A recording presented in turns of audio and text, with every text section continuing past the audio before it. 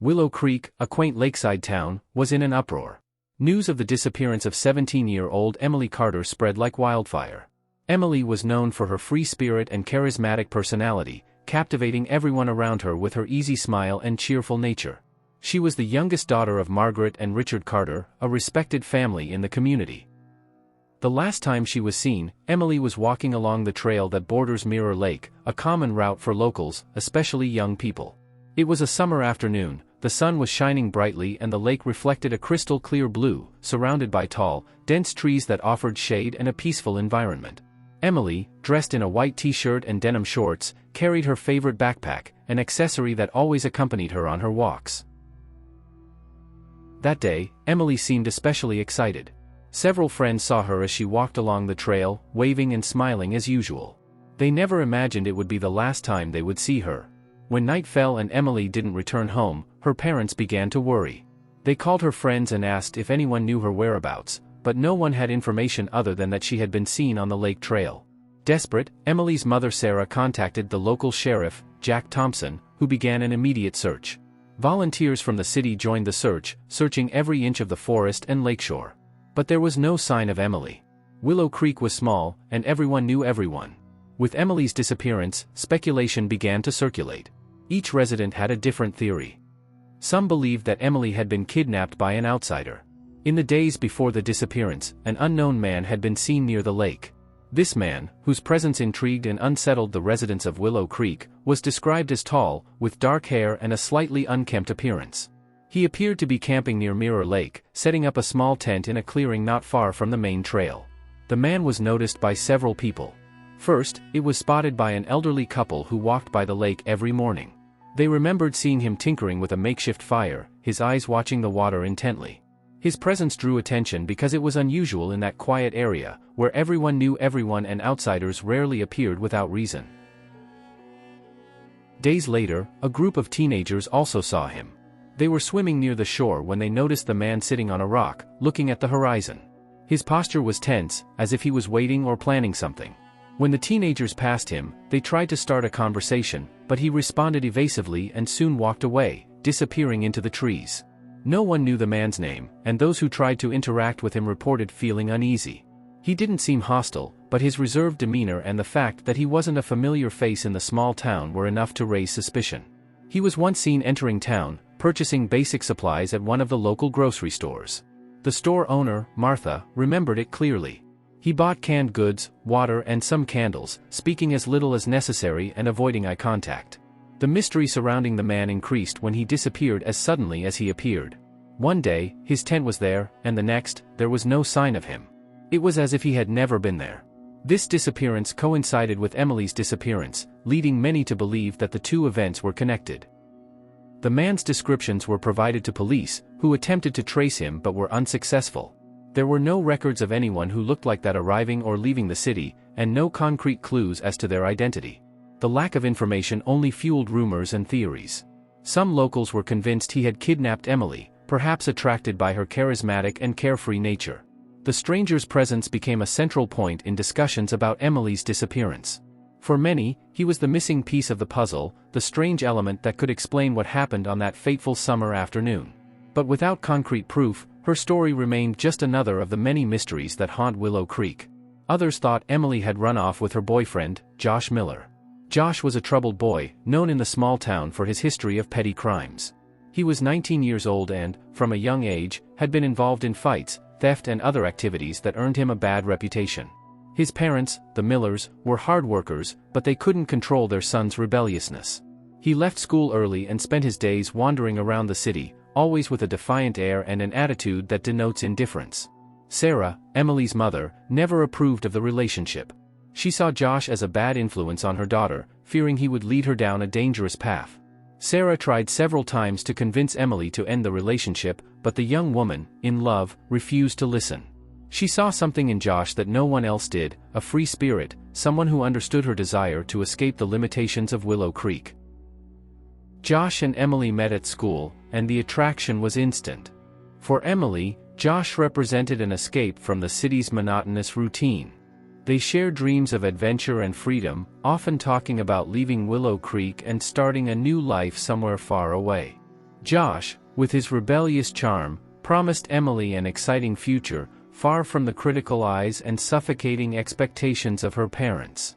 In the days leading up to Emily's disappearance, the two were seen together more than usual.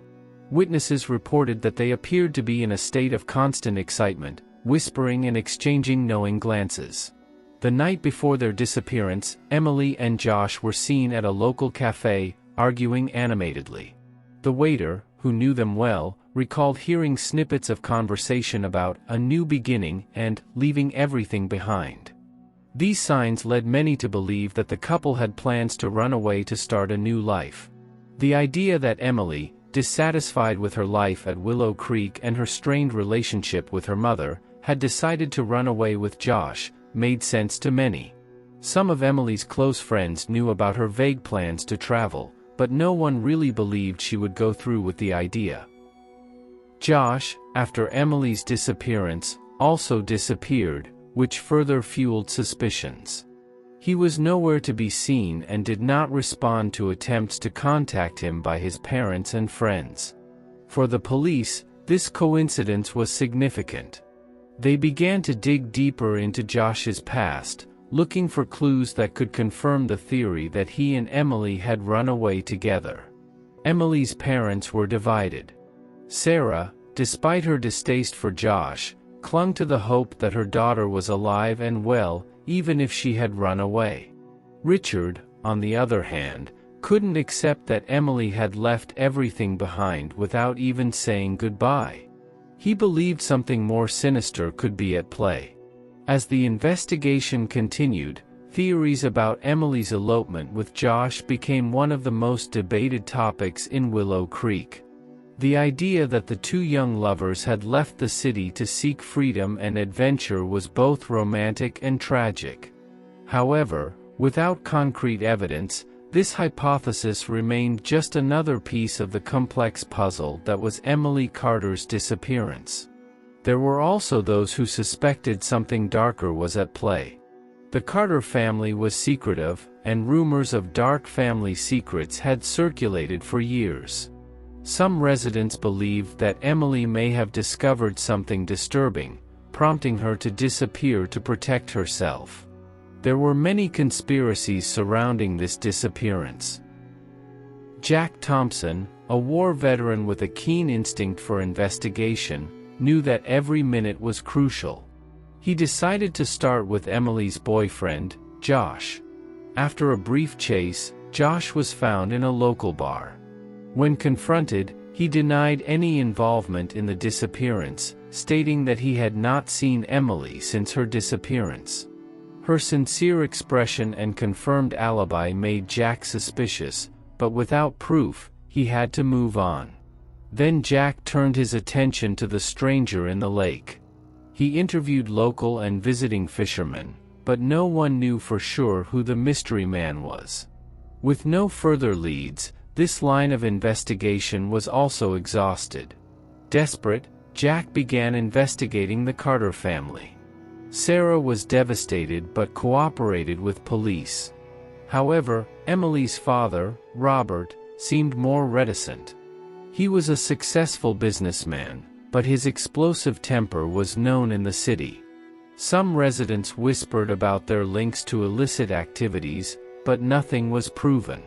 As Jack digs deeper, he discovers a diary hidden in Emily's room. The pages were filled with notes about his family, especially his father. Emily wrote about violent arguments between her parents, Robert's suspicious dealings, and a closely guarded family secret. The diary also mentioned a secret hiding place in the woods where Emily used to go to think and escape the tension at home. Jack and his team followed the diary's directions and, after hours of searching, found the hiding place. There, they discovered Emily's clothes, a backpack with supplies, and a note that said, "If you're reading this, I've discovered the truth." With this new clue, Jack confronted Robert Carter. Jack, a determined investigator with a reputation for never giving up, had finally gotten a clue that could solve the mystery of Emily's disappearance. Robert Carter, Emily's father, had always been a reserved man, but Jack sensed there was more to his silence than just paternal concern. Under intense pressure, Robert finally broke his silence. He confessed that he was involved in a money laundering scheme with dangerous people. In recent years, he had been forced to work with a criminal network that used his companies to launder large amounts of dirty money. Robert's involvement with these individuals began seemingly harmlessly, but quickly escalated into a web of blackmail and threats. Emily, known for her curiosity and determination, had discovered the truth accidentally. She found incriminating documents in her father's office and, horrified, confronted Robert. The discussion was heated. Emily, with her righteous nature, threatened to expose everything, even though she knew the risks. She couldn't accept that her father was involved in something so vile. Fearing for Emily's safety, Robert had organized her escape to protect her. He knew that if the dangerous people he was dealing with found out that Emily knew too much, she would be in grave danger. Desperate, Robert devised a plan to keep his daughter safe. He arranged for Emily to be taken to a remote cabin in the mountains, a secluded and safe place where he hoped she would be out of reach of those who might want to silence her. Jack and his team quickly headed to the cabin in the mountains. The journey to the cabin was not easy. The path was steep and winding, covered in dense vegetation that made passage difficult. Jack's team, made up of rescue and safety experts, was prepared to face any challenge. They moved with precision, guided by the coordinates Robert provided and their determination to find Emily. After hours of climbing and navigating through the rugged terrain, they finally spotted the cabin. It was a rustic and isolated building, surrounded by tall trees and mountains that offered a natural barrier against intruders. Jack, with experience from years of investigations and rescues, knew that every second counted. He led the team to the cabin's entrance, where they carefully assessed the situation before entering. Inside the cabin, Emily sat in a corner, visibly shaken and anxious. She heard footsteps approaching and, for a moment, she feared the worst. When the door opened and she saw Jack and his team, a mix of relief and excitement washed over her. She ran into Jack's arms, sobbing and thanking him for coming to save her. Jack, trying to calm her, assured her that she was safe now and that everything would be okay. Emily was quickly assessed by the rescue team, who checked her physical and emotional state. Despite being shaken and visibly tired, she was unharmed. The journey back to Willow Creek was smoother, with Jack's team ensuring Emily's safety the entire way. News of Robert Carter's arrest spread quickly through Willow Creek. The once respected businessman was now in handcuffs, facing a slew of charges including money laundering, conspiracy and obstruction of justice. The revelation of Robert's crimes shocked the community, but many felt a sense of justice and relief knowing he was not above the law. In court, Robert maintained a cold and calculating expression. His lawyer tried to downplay the crimes, arguing that he was just trying to protect his family. But the evidence presented by the prosecutor, including incriminating financial documents and Emily's testimony, was overwhelming.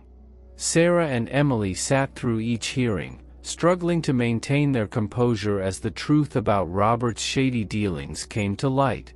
When the guilty verdict was announced, the courtroom fell silent. Robert was sentenced to 25 years in prison, a sentence that reflected the seriousness of his crimes. As he was led out of the courtroom in handcuffs, he exchanged a long, silent look with Emily. It was a look of recognition of how much he had lost and the irreparable damage he had caused. With Robert in prison, Emily and Sarah tried to rebuild their lives. The home that was once a place of fear and tension began to transform into a home of healing and hope. Emily decided not to let her father's legacy define her. She continued to advocate for victims' rights and, with her mother's support, started an organization dedicated to helping young people in at-risk situations. Willow Creek has also undergone a transformation. The city, shaken by the revelations about Robert, began to value honesty and transparency more. Residents came together to support Emily and Sarah, and the community became stronger and more cohesive.